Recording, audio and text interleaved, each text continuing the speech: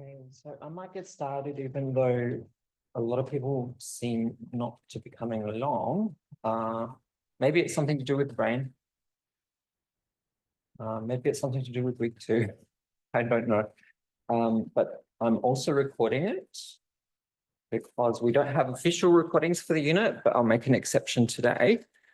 So the topic for today is the world al revés, the world in reverse, thinking from the South in this unit. And a lot of what I want to offer here, you can also find connections in the readings for today. And so I do draw on some of those authors, but I just sort of wanted to bring it in together as part of this conversation, this important second week, which helps to provide some devices to think from the South. And that sometimes involves turning the world upside down. You might think that the world's already turning upside down, but in this case, from different locations in our Souths. Yeah. So thinking from the South, why do we need it? Thinking from the South involves becoming part of a conversation about the concepts and perspectives, that is, ways of thinking and doing that are best suited to the study of social movements in the South. Such movements cannot merely be understood through the analytic and interpretive devices or categories of social movement theories developed in the North, as we saw last week and we talked about in the tutorial, which are largely based on Northern experiences. Thinking from the South requires being radically aware of our position, our positionality, our experiences, our bases and our biases, that is, from where we work and write. All knowledge, including theory, is shaped by what we call the locus of enunciation, that is, from whence one speaks.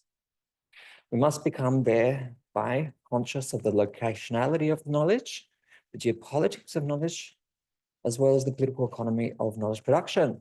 Some forms of scholarship and other ways of presenting knowledge are only available in English and published in North American and European journals. These become mostly valorized as theory, right? And those that spring from other sources or circulate in other ways may tend not to be. So this is a necessary starting point. You'll see a little picture along the side that says Movimientos Sociales del Sur Occidente Colombiano en Minga por la Paz. Okay, this is from 2016 from Santander de Quilichao and Cali, principal sites for mobilizations of indigenous groups who often see what they do through such mobilizations as actually a form of mutual labor, community commitment, yeah, that is as communicated through the term Minga. A Minga is a form of communal labor, yeah, that, for example, in village communities, people undertake in order to sustain the community. The concept, however, has been transformed and mobilized within the political sphere. And in so doing, they put the accent on communality, mutual support, labor, and responsibility, which is really interesting because these sorts of ideas aren't necessarily foregrounded in social movement theorizing, which posits that people come together as individuals over common goals, maybe particular alignments, yeah, that they emerge through mobilizing structures and so on. If we think about social movements from the South, we have to understand a longer array of ways of organizing, which are simultaneously about social reproduction and also economic activity and labor and commitment that moves into and jives with the sphere of the political. Yeah. So in a sense, thinking from the South revolves around using concepts that such groups themselves use. This has been called engaging epistemologies of the South. So those in the South, both in the South and North, ironically. So when I say there can be people in the North who kind of are in situations of southernness, what might that imply? Why are there Souths in the North?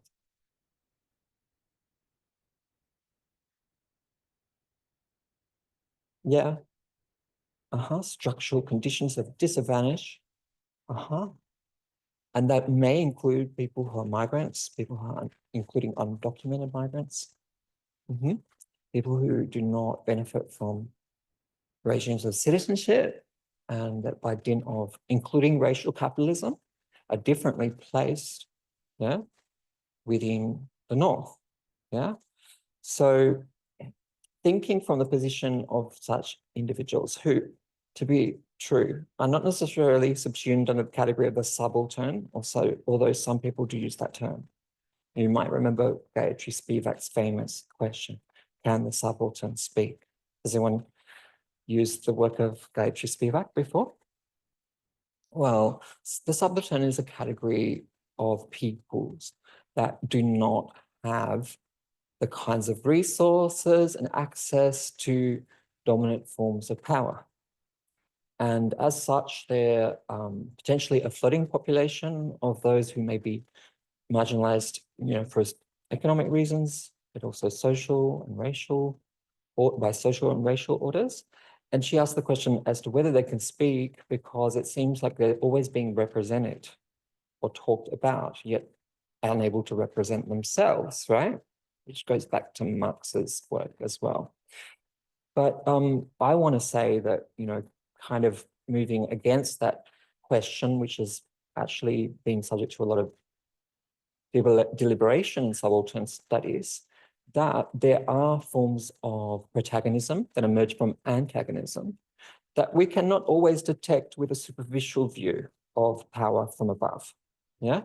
And so as such, we do need to listen to those voices and attend to the way in which they construct their vision of reality, ontologies that they live through, and advanced forms of theory themselves. Hi there. So there are other conceptual and political frameworks we can turn to draw on the work of Catherine Walsh, who is situated within Bolivia. Sorry, Ecuador. Why did I say Bolivia? Because I'm thinking about Bolivia. From other subjects marked not simply by distinctions of class, but also the lived experience of coloniality and racialized structures that it has engendered, to use her words. So this is from the webpage Southern Hemisphere. The North is equivalent to a transnational capitalist elite. I mean, you could say, who might be the king of that elite? Elon Musk. And the South, did you know that 1% in the US of that elite, that is the oligarchic capitalist elite, amasses the same amount as 90% of the US population? Just thinking about inequalities in South and North. In the South, to dispossess groups of people, whether in diaspora or in the Americas, Europe, Asia, Africa, or anywhere else in the world. The South, they say, is everywhere but always somewhere, and also here, for example, amongst First Nations peoples, Black and brown people, some of them refugees, others temporary migrants, and that includes across different generations as well. Countries deemed to be part of the global South often have long interconnected histories of colonialism and neo-imperialism, and can be marginalized in the international political and economic system. Imperial reason and scientific racism were actively deployed in the invention of geographical imaginaries, obviously, of the global South and the global North. We can also think of other terms such as third world, first world, underdeveloped, developed, yeah? But the term here is relational. South in relation to the North, a set of relations, including of domination, incursion, subjection, and immersion into a knowledge economy and constructions about the North and the West, yeah? But thinking from the South requires us to move beyond that kind of notion that the South merely furnishes case studies through data, yeah? Kind of like the primary resources, that through the colonial processes were actually ransacked and robbed, yeah? we need to resist this notion that peoples of the South are merely data sources, not active agents who theorize on the basis of their experiences as well. And thereby not just fall into the trap of what Pauline Hundanchi, the Beninese thinker, calls extroversion. What is extroversion? Reading collated data from Southern sites through the analytical and conceptual lenses of the North. Yeah, and that may be always using Bourdieu or always using Foucault, right? And thinking that we're doing good intellectual work. So Walter Mignolo, who's a decolonial theorist from Argentina, but situated in the US Academy, talks about the geopolitics of knowledge. And this is a translation from an interview that he had with Catherine Walsh, who I mentioned before, which is called Las Geopolíticas del Conocimiento y la Colonialidad del Poder, okay? The geopolitics of knowledge and the coloniality of power. What consequences, he asks, can the geopolitics of knowledge have for the production and transformation of knowledge in Latin America, and we could add also Asia and Africa? Many. First of all, we must stop thinking that what counts as knowledge is in certain languages and comes from certain places. We must stop thinking that perhaps, just perhaps, the Zapatistas have been producing a theoretical, political, and ethical revolution of their own, yeah? So just to recall, Zapatistas emerged and declared war on the Mexican government on the signing of NAFTA, yeah, of the North American Free Trade Agreement, that is to say, in the early 90s. So, for example, if we're to understand the Zapatistas, I rely on Bourdieu or sociological methods, then what I do is reproduce the colonization of knowledge by denying the possibility that for the historical social situation in Latin America, the thought that the Zapatistas generate is more relevant because they're very prodigious in terms of also their philosophies, yeah? Is more relevant than that produced by Jürgen Habermas. He talks a lot about the political public sphere, yeah? And also legal norms and norms of truth. One of the negative consequences of the geopolitics of knowledge is to prevent thought from being generated from other sources, that it drinks from other waters. Wow, how am I going to think about civil society and inclusion without Habermas or Charles Taylor? How am I going to think with reference to the Zapatistas or Fanon?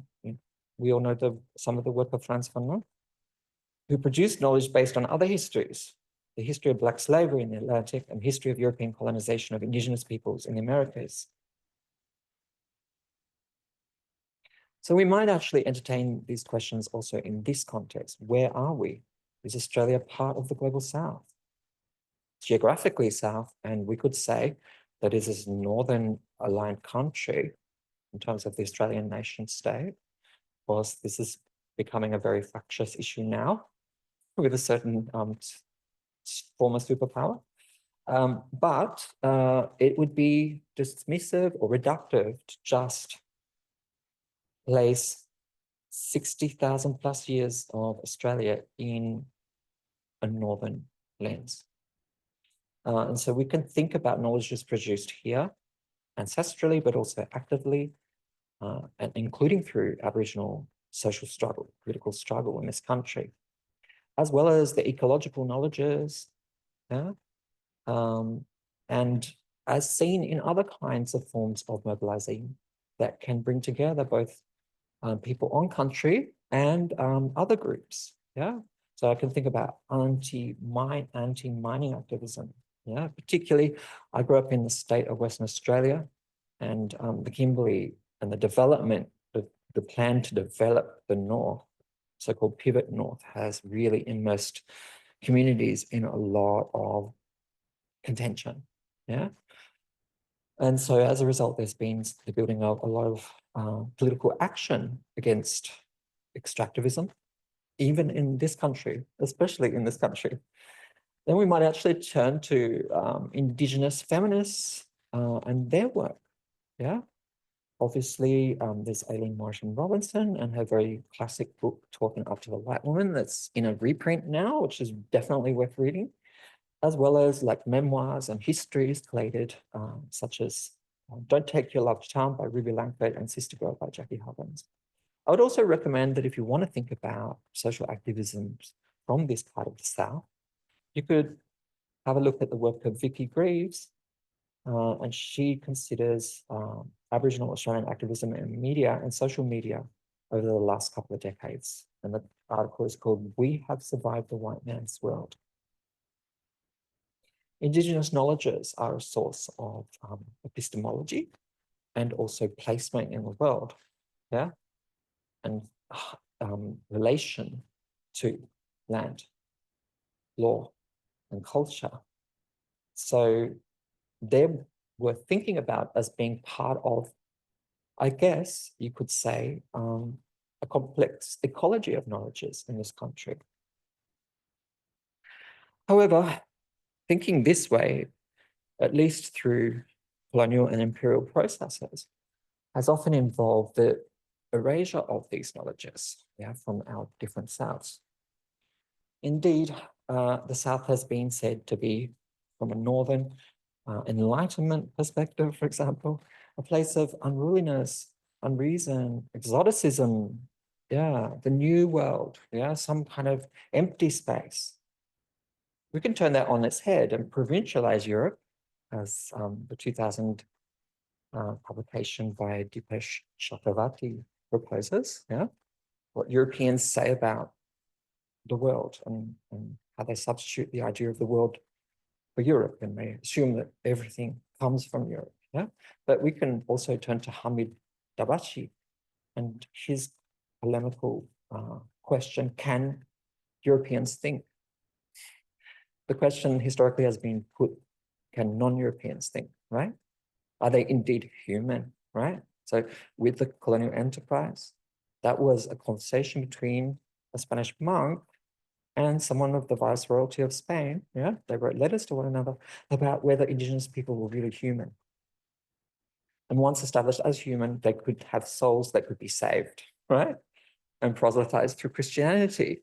So this idea, you know, of both the exotic and the tabula rasa of the New World, we see an accompanying kind of move in the colonization of Australia with this notion of terra nullius, right? No existing laws, no existing forms of governance or social organization, even civilization, right?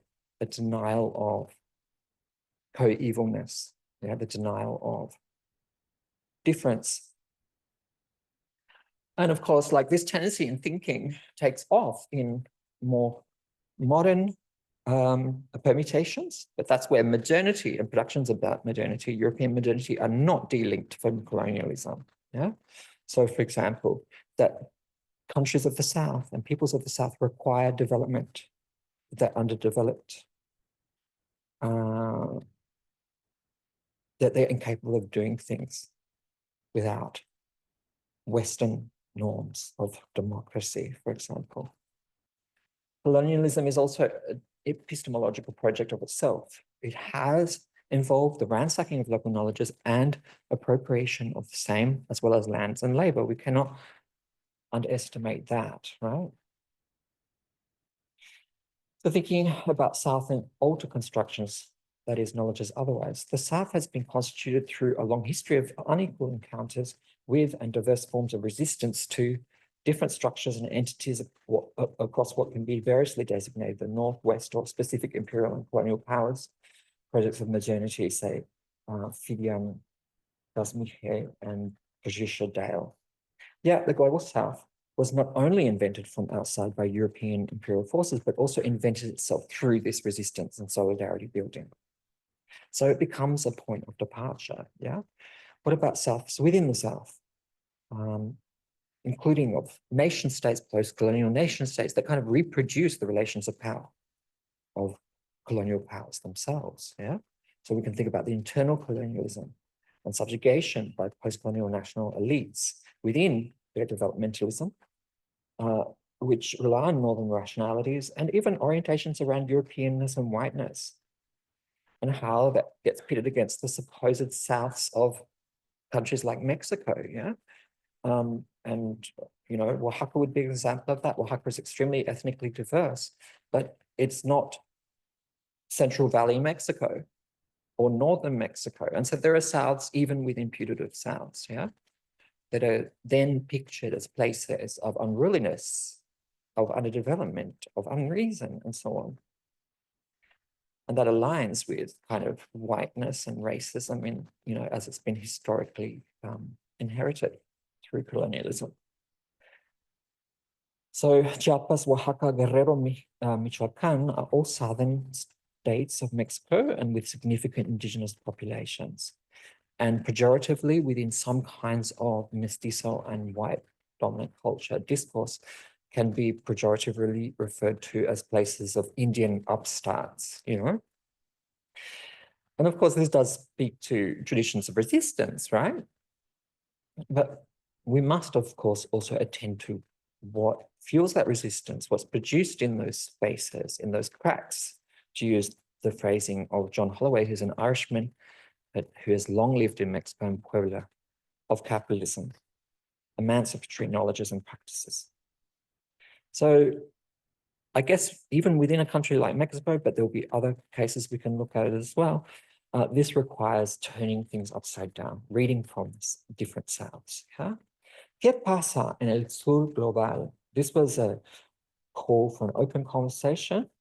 Diálogos desde otros territorios.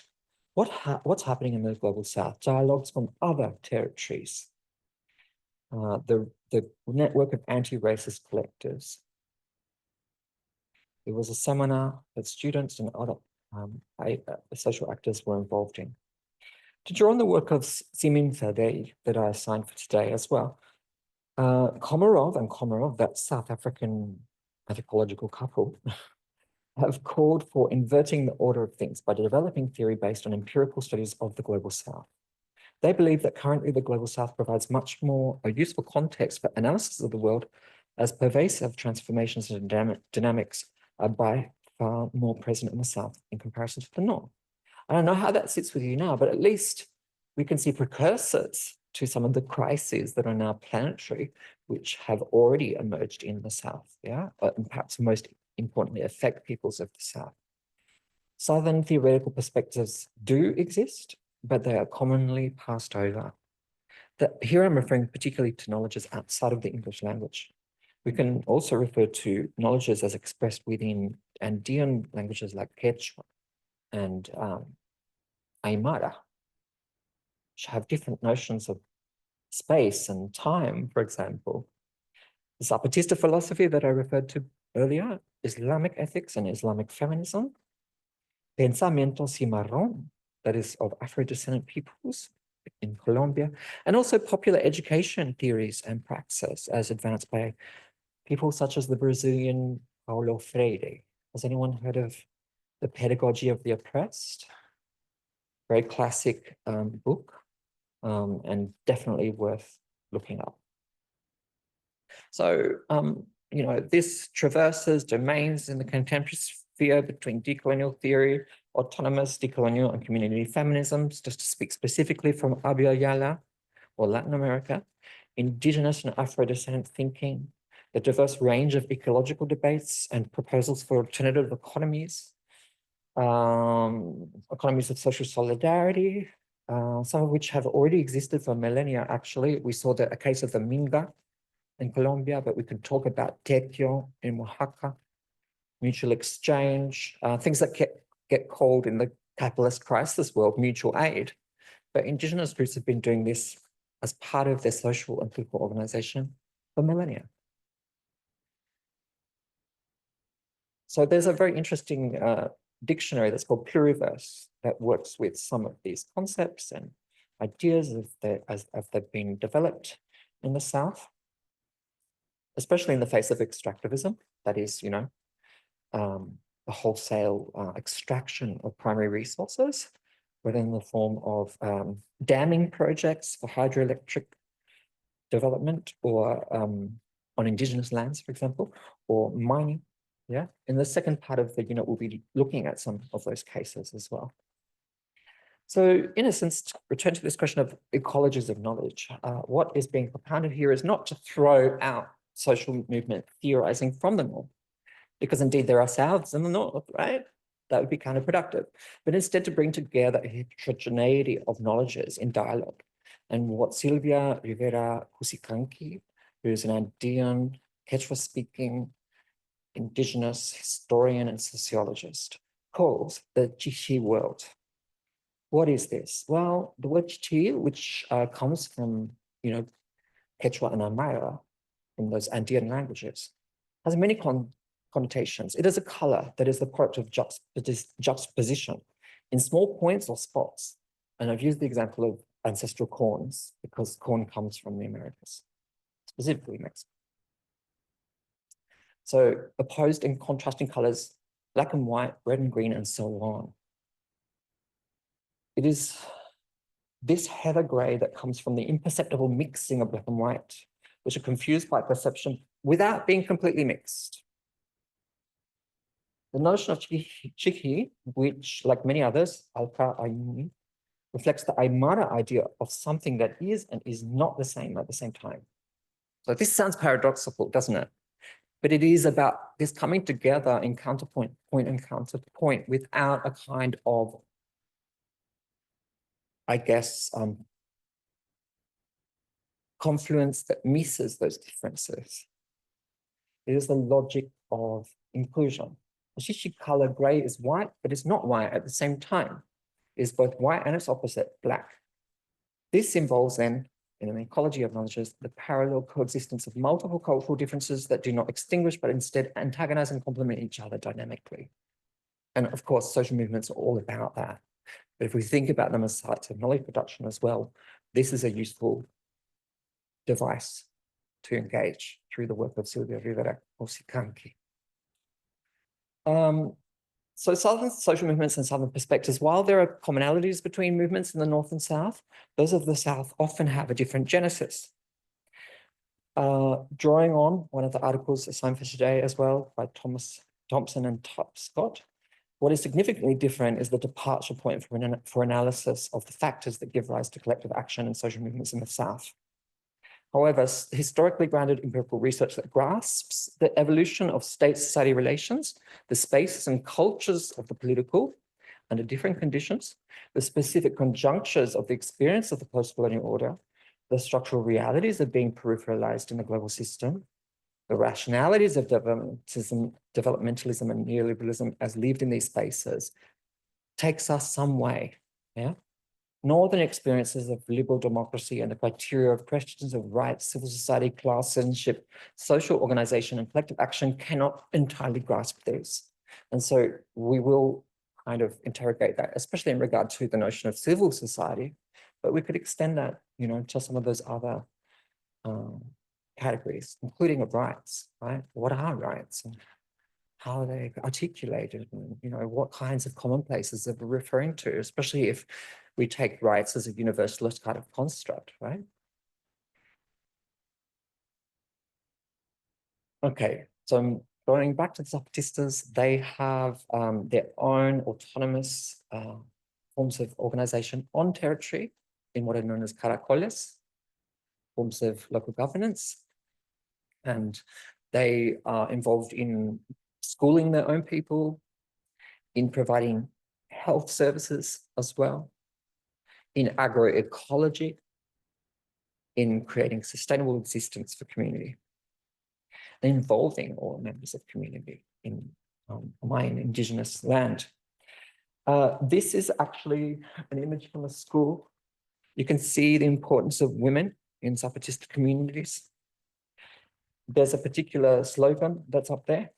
It says, el capitalismo convierte todo, absolutamente todo, en mercancía para él. So capitalism converts absolutely everything into merchandise, into commodities. Las mujeres somos propaganda, adornos. Ya basta de este sistema capitalista. Women then are seen as mere decorations, as some kind of form of propaganda.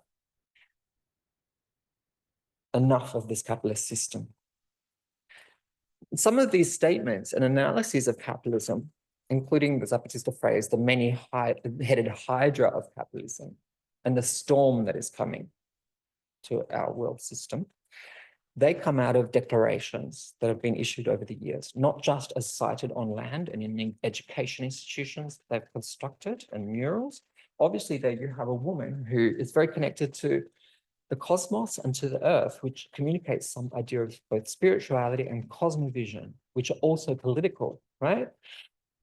But you can see, for example, lots of statements to this effect in the Sexta Declaración de la Selva Lacandona, the sixth declaration of the Lacandon jungle, which was an attempt to extend Zapatismo outside of its location in Chiapas and to call upon both Mexican civil society organizations and global civil society to link with the Zapatistas, yeah? So social movements are places of knowledge, learning, theory, and practice. Pardon the very small font here. But if we dip back into the work of Aziz Straoudry and Deepak Kapoor, we can note the following about social movements, knowledge and learning on the move. They posit that the intellectual work that takes place in movements frequently goes unseen by those outside of movements, as do the politics, processes, sites, and locations of knowledge production and learning in activist settings. So in the Zapatista instance, you can see them visibly because there are schools. But what about other informal ways of doing learning and doing theorizing? We don't always see those. Many powerful critiques and understandings of dominant ideologies and power structures, visions of social change, and the politics of domination and resistance in general emerge from a variety of spaces and subsequently emphasize the significance of knowledge production dimensions in movement activism. The process of critical learning involves people theorizing their experience. They stand back from it, they reorder it using concepts like power, conflict, structure, values, and choice.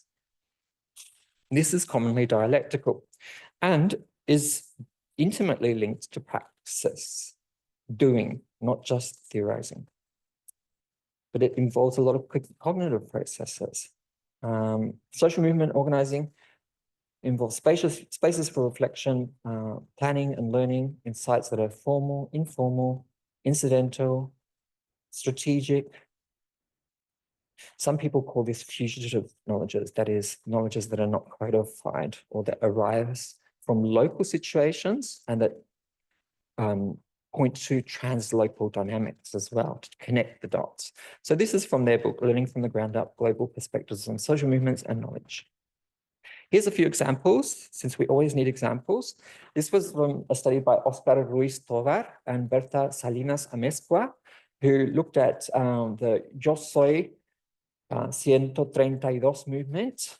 So this was a student movement from the Iberoamericana University that erupted online in the context of the taking of power by the Partido Revolucionario Institucional government, the institutional revolutionary government that had long reigned in Mexico for like 70 years, but returned to power in very ambiguous circumstances of potential electoral fraud, and whose president would not debate on TV. Oh, sound like anyone?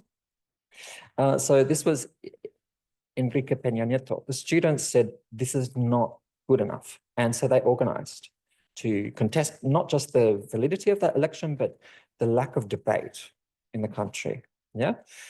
So in getting organized, including specifically online, which is why they had a hashtag, yeah? You could see that they're involved in spaces of formal education, but also non-formal and informal. What they managed to do, say, Ruiz Tovar and Salinas Amezcua, and the spaces in which the young people active in the movement learned, neither emerged from nor was achieved through formal education, but non-formal and informal education. So these scholars identified 46 categories of informal collective learning that occurred in 5 spaces. This is why it's really important to have internal views of social movements, not just from the outside. assemblies, marches, camps, in crisis management moments, and in dealing with the media. These were all learning spaces. Now, poignantly, Zebehi talks about how academics, probably myself included, tend to overestimate, scholarly knowledge production to the deficit or to the detriment of how activists produce theory, what they engage with, how they learn, and so on. Academics typically refer to subjects or to anti-system movements in very general terms without taking into account that these actors can only take shape in concrete spaces and in concrete relations. In other words, in spatial and temporal settings relatively controlled by the subalterns. That's that term again. Of course, it's one that has some provisional usefulness. I would still ask questions about it. In other eras, these settings were, at least in cities, the factory, the tavern. I mean, look, Karl Marx wasn't a member of the working class. He did speak to members of the working class. He didn't necessarily go down into the pits. He certainly had a stipend from his oligarchic wife, being in London, right? But he did actually have conversations in pubs, right? He was a bit of a drinker. So I don't think we need to raise, pardon the pun, the spectre of Marx yet again, because of course people have been theorizing in these ways. Beyond Marx, yeah? The tavern, the neighborhood, the church, yes, the church, who knew? And well, the university, yeah.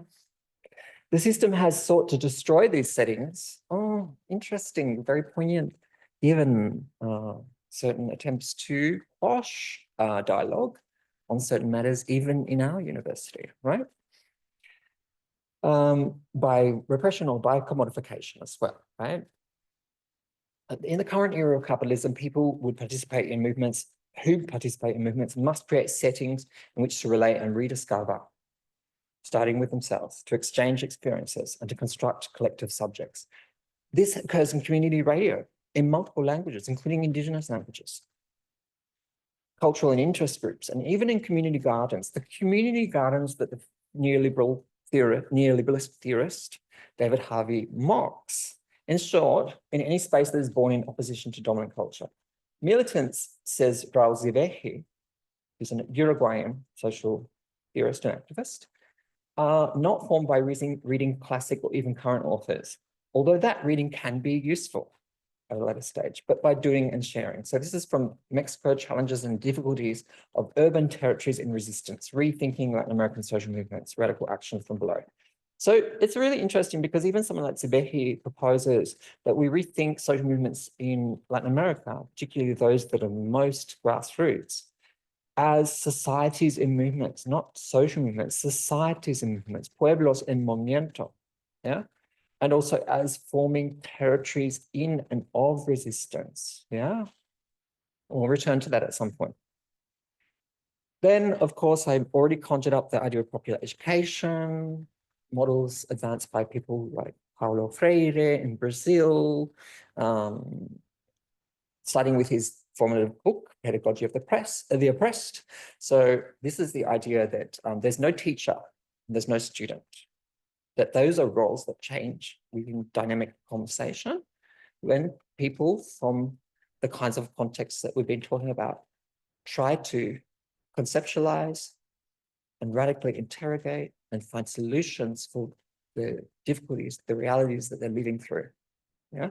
So knowledge is not something accumulated. Knowledge is something actively constructed in dialogue. And these sorts of ideas of how to do education have been important in and within social movements. So we can think about the Zapatista schools, obviously, as an example of that. In addition to the pedagogy within the schools themselves, the movement has created new roles, particularly for the youth, and also gradually has broken down gender barriers to serve the community as promoters of education, community-oriented healthcare, that recovers ancestral knowledge of herbal medicine, agroecology, human rights defense, etc. All of this involves a different kind of continuing education, a constant cycling of community members through training workshops that build up political awareness of militant capital and break down the artificial walls between school and community. So that's from an article called Never Again in Mexico Without Us, Education and Indigenous Autonomy Struggles in Mexico. or educational alternatives in Latin America, new modes of counter-hegemonic learning. We can also think about the largest social movement in the world, the Movimento dos Trabalhadores Rurais Sem Terra in Brazil, the MST, and their school, which is called Florestan Fernandes. And in Ecuador, we can think about the Intercultural University, the Amatei Huasi, and you can follow up the website to see how they organize their curriculum.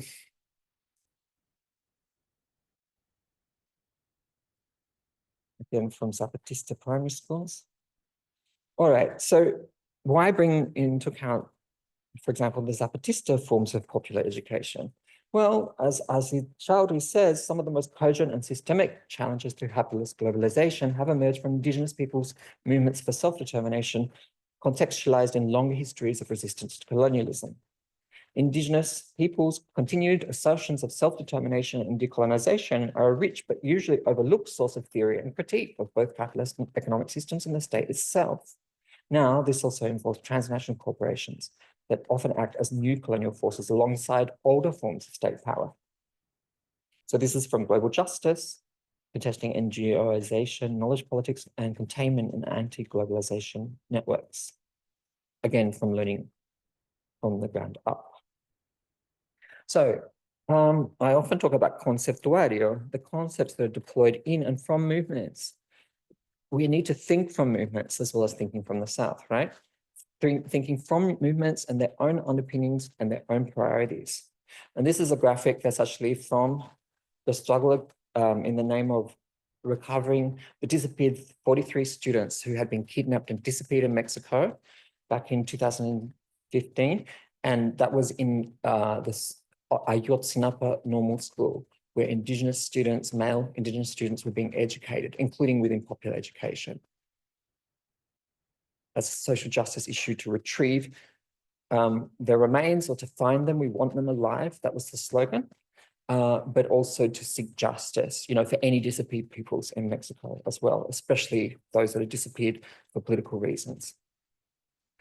Other ways of turning to concepts from movement require a turn to land and territory. Yeah. So I talked before about how Zebehi says we can actually leave beside this notion of social movement, and we can talk about societies and movements, pueblos en movimiento, and we can talk about territories of and in resistance, yeah, that coming from and working from different kinds of territory, not just rural or autonomous territories, but also urban roof roots, for example, is important. So the notion of territory, to draw on the work of Sam Halvorsen, has been radically reinvented in Latin America and in Latin American social movements. Territory or territorio is produced through strategies of constructing autonomy with and from modern territory, often striving towards horizontal power relations and collective forms of governance. You also see this in the Movimientos de los Trabajadores Rurales Sem Terra, the biggest social movement in the world, that is the MST in Brazil. So I'm giving them another plug because it's very interesting to see what they do with retrieving land that has been left fallow, because there's a constitutional loophole where people can do that, and they have actually formed incredible communities across the Northeast and other parts of Brazil, right? Which has given them resources, obviously, but also ways of organizing from territory. Struggles over the terrain of territory, from political freedom to appropriate space, cannot be separated from the struggles over the right to occupy and produce land, which is a key focus of Latin American social movements. This also involves the coexistence of multiple ideas and practices of making territory in contention, because then private property regimes and control by corporate interests and state interests is still a major source of contention. Yeah? Halvorsen talks about this, innovation of rethinking territory as being very multidimensional. We'll see this when we look at some examples of political ecologies and political ontologies from Afro-descendant and indigenous perspectives in Latin America, especially the way in which people relate to what are called earth beings. There are entities in the environment that have rights. Yeah, this has actually reshaped politics in places like Peru and Bolivia. As well as the territory of Black communities in the Colombian Pacific, for example, as they're envisioned to be shaped by both human and non-human life. Anti-extractivist resistance makes use of these new languages of valuation of territory. Yeah. Also, feminist decolonial analysis emphasizes the embodied production and experience of land and territory. And we'll see that in Indigenous feminisms with the invocation of the body of territory. And this is really taken off. So this is why it's really important to think from social movements. Yeah. In urban movements, the concept of territory is also present. In factory takeovers, the formation of territorialized schools and political assemblies, and in favela activism in Rio. So, all right, some Latin American foci to think about as we move forward: culture of politics and politics of cultures. In the myriad, sometimes ancestral forms, the Ayllu in La Paz, Bolivia, the Minga, as I said before, which is not just Colombian, it's also found in Ecuador and Peru. They exercise already associationality and capacity for reciprocal work and organization. They don't need to organize necessarily through the hierarchical structure of parties and unions, right? An interest in societies and pueblos in movement as territories in resistance, to draw on Zweig. A turn to looking at the subjectivities of struggle, the dynamics of subordination and insubordination, to use the phraseology of Massimo Modenesi, and the emergence of new political and decolonial pedagogies and ontologies. Thinking about movements and their distance or proximity to states and how this impacts on organizing is also important. And also studies on the organization of autonomy, including via community governance in the realm of education, health, or freedom from violence. Invocation of uses and customs and self-management becomes important to think about organizing from below in Latin America. What brings movements in the South together? Well, we can talk about this in the TUTE. We can look at perspectives from Simon today, and also what kinds of histories and the political economies of below that Sarah Mota and Alf Neeson pursue in their chapter on social movements in the Global South.